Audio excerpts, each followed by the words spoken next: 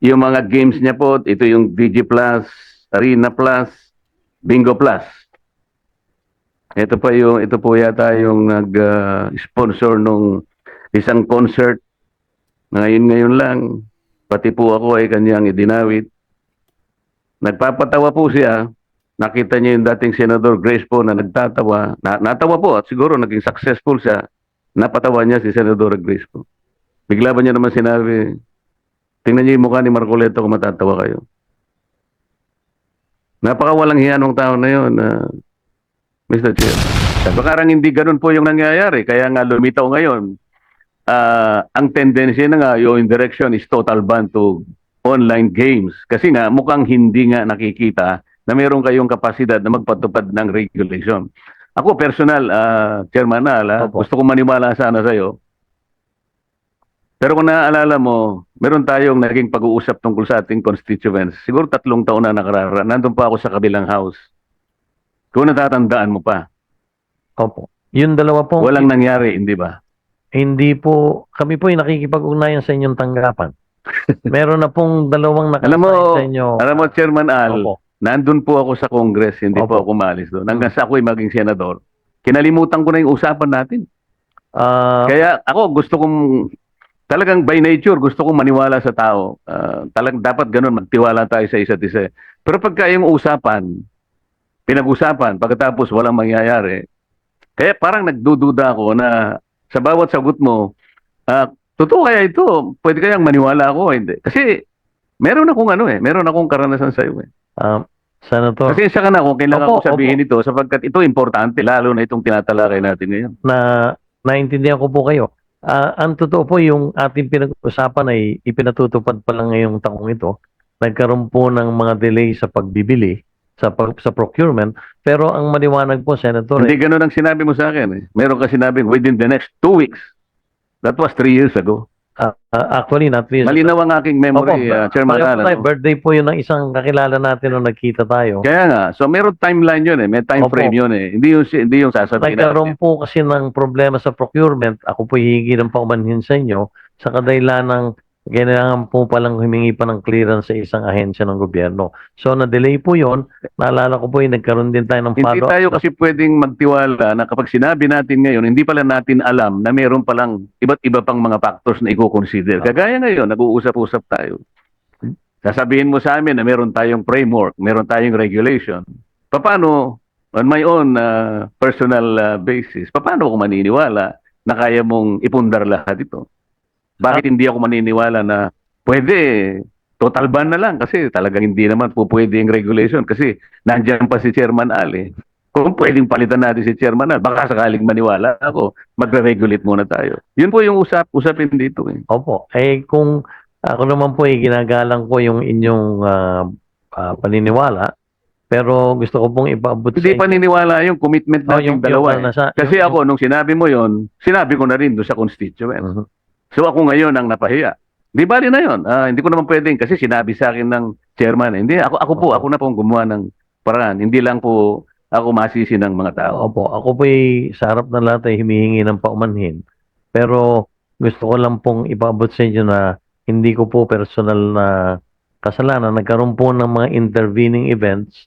Na-delay po talaga at alam naman po ng lahat Chairman, karirinig ko lang ngayon Halos 200 milyon ang naibibigay mo sa ahensya ng ating pamal. Marami ito, binasa ko sa iyo kanina. Opo. Iba't ibang ahensya. Yung pinag-usapan natin. Alam mo ba kung gano'ng halaga lang, no? Nagkakahalaga po ng 4 na milyong piso. Masisira ba ang salita natin ng dahil doon lang? Ako po tulad ng sinabi ko, humingi po ng... Gusto ko kasi, Chairman Al, yung pagtitiwala sa isa't isa. Meron kang posisyon na kinakailangan ay pagtiwalaan ng ating mamamayan. Bawat sasabihin mo, maniwala ang taong bayan. Doon lang magmumula ang pagtitiwala ng mamamayan sa mga may posisyon na kagaya mo. Ngayon pinag-uusapan natin isang social issue. Hindi natin alam kung yung regulation is the better option o total ban. Hindi natin alam yung social cost will be outweighed by the benefits that your organization or yung yung iyong sektor na kinakatawan ay makatutulong talaga dito. Ngayon, ang pinag-uusapan natin, ang kapasidad mo. Paano mo masasabing mapaninindigan mo ang pagre-regulate? Kung halimbawa, sa usapin lamang na simple, wag na yung sa akin, sa iba't ibang panig ng ating lipunan na kinakatawan ng PAGCOR. Kasi mamaya, merong magtatanong sa'yo, halimbawa, sino-sino ba yung naapektuhan na rito? Sino yung mga pamilyang nabiktima? Maaari nga ako naniniwala doon. Pero kilala mo ba kung anong pangalan ng game online game operator na yon na ginamit kung sino sa atin ang nabiktima na maaaring ikinalungkot ng pamilya, pinagsisihan ang nangyari. Alam niyo ba kung sino-sino yung mga tao na may-ari ng game online gaming operator? Alam niyo po ba? Meron ba kayong listahan? Meron pong listahan.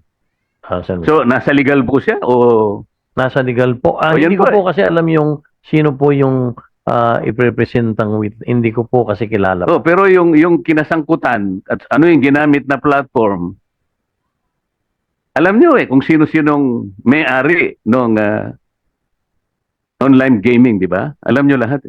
Opo. O ano yung gagawin po ninyo? Hindi ko po alam madidinig natin sa hapong ito tungkol dun sa reklamo. Kasi ganito po yun eh. Kailangan mapalitaw po natin na kayo po may kakayahan as a regulator. Siguro, wag na yung operator, as a regulator. Dito po nakasalalay kasi ang kapalaran ng napakaraming ahensya. Dito natin pag-uusapan, ando na po yung benefit na nabibigay nyo. Hindi naman po natin maikakaila yun. Kaya lang merong social cost nga po. Ito po yung titimbangin natin. Napakahirap sa panig namin magdesisyon kung wala kaming tiwala sa kakayahan ninyo na i-regulate nga po ito eh. Bilang ako, hindi ko alam kung saan ako boboto ngayon. Kasi kailangan matatag ang paniwala namin. Matatag ang regulator na yan. Baka sakaling dun muna ako kasi napakaraming natutulungan. Ngayon, kung hindi ako naniniwala sa kakayahan ng regulatory mechanism mo, total ban na lang. Wala. Mamili ka talaga. It may be a very hard choice, pero doon ako pipili. So ngayon, paano ako magdidesisyon kung hindi ako naniniwala? Kinakailangan tayo ngayong magdepende sa BSP sapagkat siya ay may kakayahan na suspindihin ang e-wallet. Ako hindi ko kilala po kung sino yung mga e-wallets na. But I think they can live up to their own. Siguro they can sacrifice siguro yung online gaming. I'm not sure how many percent is the go online gaming in the market of e-wallet. Pero palagay ko, kung sila-sila lang, kahit siguro yung game operators na pwede lang itapon para sa akin. So, napipilitan tayo ngayon na pumunta sa ibang aspeto sapagkat nagkulang kayo sa regulation. Kasi kaya ko sinasabi kanina, huwag niyong bubugbugin yung isang side na gustong tumulong. So, sometimes you are barking on the wrong tree, pero kayo pala yung dapat na magpundar ng regulation. Ako po ay miyembro ng Iglesia ni Cristo, kaya kapag ako po ay nagsugal, matitiwalag po ako. Kaya alam na po ninyo kung anong posisyon ko dito. Kaya lang, bago po natin gawin ang dapat gawin, gusto ko malaman kung gaano tayo kahanda. Halimbawa, total ban. Noon total ban ang ating napag-usapan. Gaano tayo kaseryoso? Kasi po, kunwari, yung online gambling platforms, naisara nating lahat. Paano yung waiting? Ako po, grade 1 pa lang ako, may waiting na sa amin. Hanggang ngayon, nandun pa rin po. So, nagsasara tayo, pero bukas tayo sa iba. So, baka mamaya sabihin ng tao, hindi naman totoo yung pinagsasabi ng mga senador na ito. Gusto ko po, seryosohan. Gaano po tayo kaseryoso na gawin natin lahat to? Kasi po, tingnan ninyo, sa public administration, meron po tayong mga key principles in public policy. Ang nakaakma pong key principle in public policy sa ganitong klaseng suliranin, yung pong tinatawag nilang Pareto efficiency. Minsan tinatawag pa rin itong Pareto optimality. Ano po ibig sabihin nun? It describes a situation where a state is supposed to allocate resources in a way that makes it impossible to make one very happy, but also making the other very, very sad. Tingnan po ninyo, in accordance with the charter and the governing board of the PAGCOR, yung earnings are distributed as follows. 5% of winning goes to BIR, that's franchise tax. 50% of the 90% balance goes to the National Treasury as national government mandated income share. Cities hosting PAGCOR casinos are given fixed amount for their respective community projects. Ito po yung pang corporate income tax. 5% of the balance after the franchise tax and national government mandated income share goes to the Philippine Sports Commission for the country's sports development programs. 1% of net income goes to the Board of Claims. Dangerous Drugs Board, 5 million a month. It provides funds for the implementation of comprehensive dangerous drugs, for the establishment, maintenance, operation of drug rehabilitation centers, and the Sports Incentives and Benefits Act. PAGCOR is also in coordination with the Department of Energy, ay ini-implement po nila yung RA 9153 or the Renewable Energy Act of 2008. Patas mo yata ito, Senator Zubiri. O, a funding which will be sourced from 15% of PAGCOR's annual net income. Remaining balance of PAGCOR's income is remitted to the social fund to sustain the priority projects of the Office of the President. 50% of the national government share from PAGCOR's gaming income shall be transferred to PhilHealth to fund the Universal Healthcare Center. O, paano po ngayon yan? Napakaraming tatamaan ngayon. Paano natin sasagutin ngayon ng biglaan sa ating mga kababayan to? Nang hindi tayo pagsususpetsahan na, gagaling-galingan ng mga senador na ito, pero baka wala ring magawa. Gusto nating iban talaga. Ako po, number one, gusto ko ring iban yan. But let's face it, bakit po naging salot ito, sabi ng ating chairman? Gaano kalaki yung salot? Bakit lumaki yung salot? Anong ginagawa ng PAGCOR? Ang PAGCOR po, sa aking pagkakaalam, kayo po ang may mandato nito, Presidential Decree 1869 as amended by PD 1993, Executive Order 260, at saka RA 9487. Whereas, sabi po niya rito, let me read this, Mr. Chair. PAGCOR's operation has enabled the government to identify the potential sources of additional revenue, provided games of chance are strictly managed and made subject to close scrutiny, regulation, supervision, and control of the government.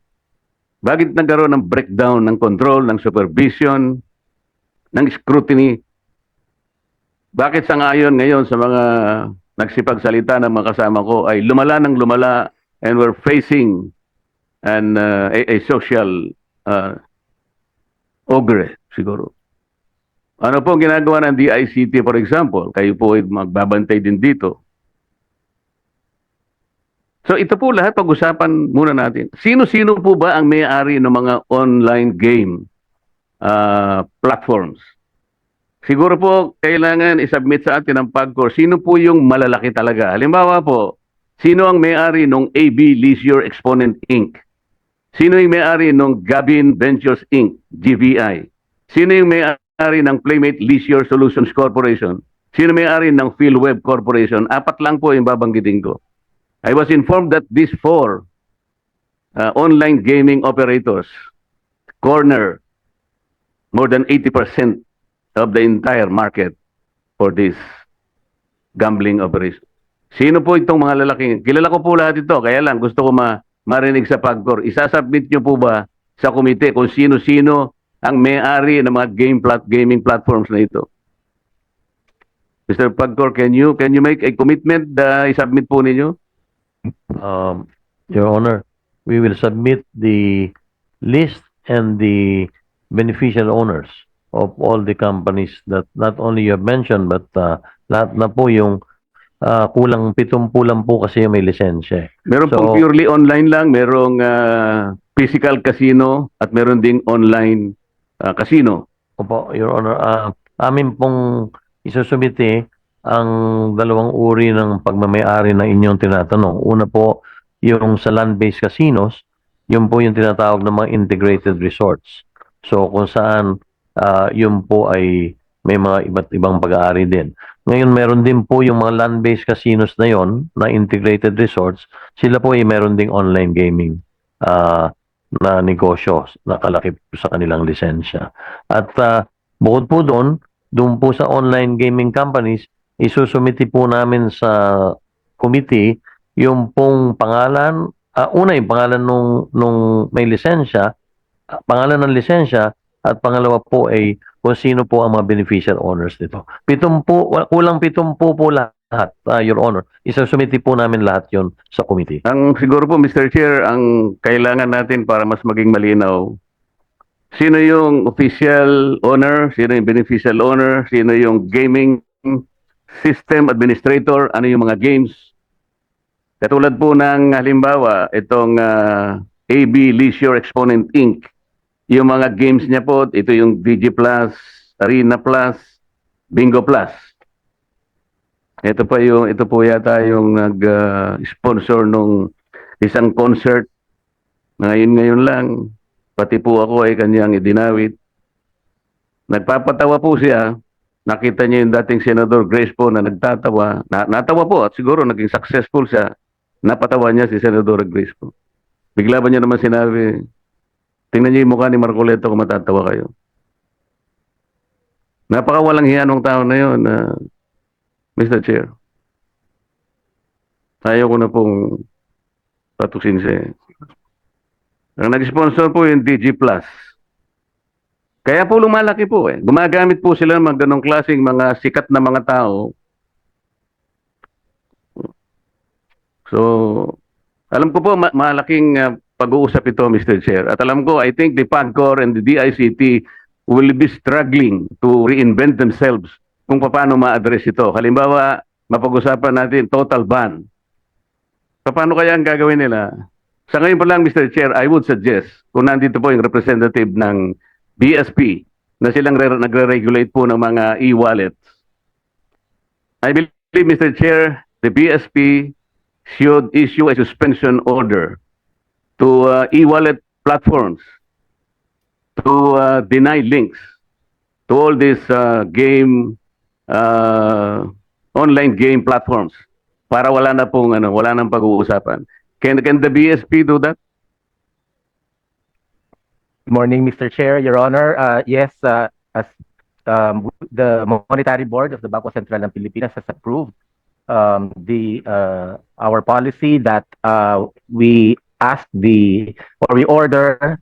the BSP supervised institutions to take down and remove all icons and links redirecting to online gambling sites.